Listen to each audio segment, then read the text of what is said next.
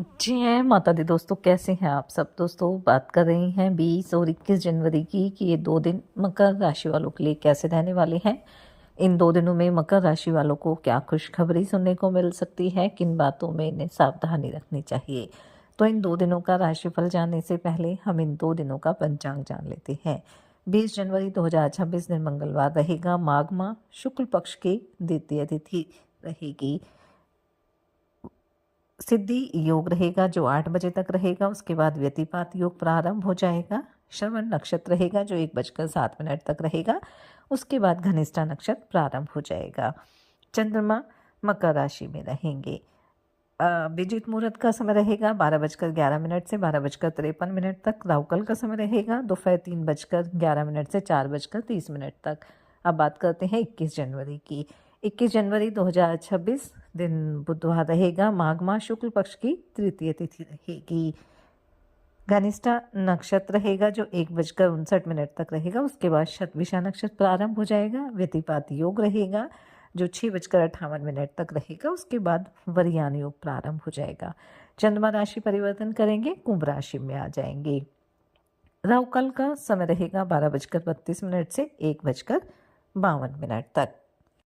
20 जनवरी 2026 को सूर्यदेव अपना नक्षत्र परिवर्तन करने जा रहे हैं। वो अपने ही नक्षत्र उत्तराभाद्र नक्षत्र में प्रवेश करेंगे और इसी दौरान मंगल शनि की युति से एक लाभकारी योग भी बन रहा है, जिसे ज्योतिष में त्रि एकादश योग भी कहा जाता है।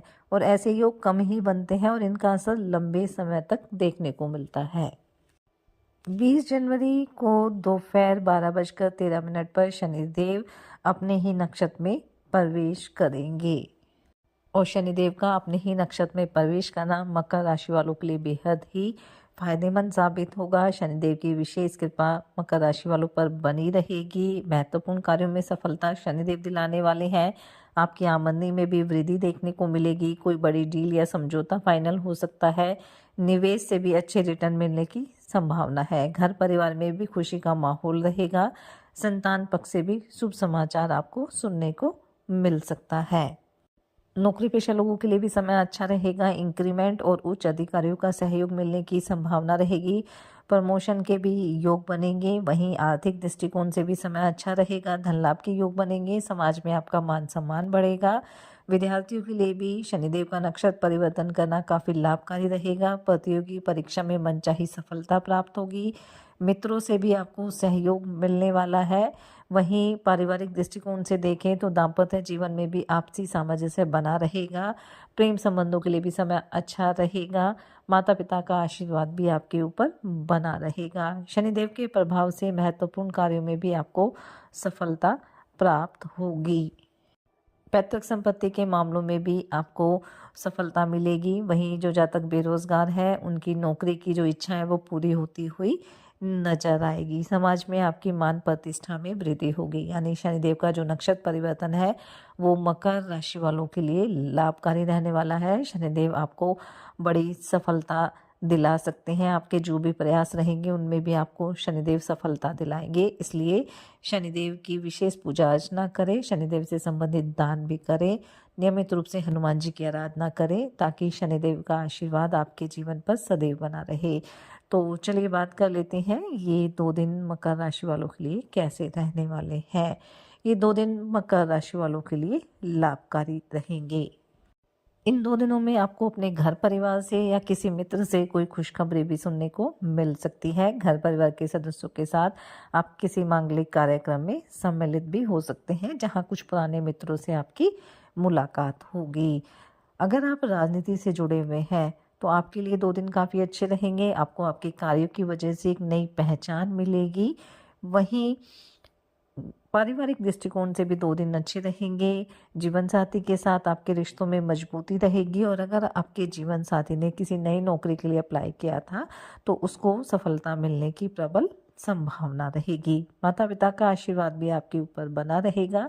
वहीं नौकरी पेशा लोगों को अपने उच्च अधिकारियों का पूरा सहयोग मिलेगा और उनकी कृपा दृष्टि आपके ऊपर बनी रहेगी। अगर आप शेयर मार्केट में इन्वेस्ट करने की सोच रहे हैं तो एक बार किसी एक्सपर्ट से सलाह ले ले। बाकी आप लाभ के प्रबल योग इन 2 दिनों में बनने वाले हैं।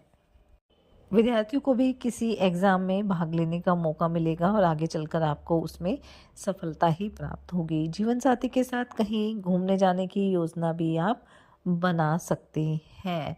आर्थिक दृष्टिकोण से भी स्थिति काफ़ी मजबूत रहेगी। वहीं रुके हुए कार्यों को समय से पूरा करने की आप कोशिश करेंगे और उसमें सफलता भी प्राप्त होगी।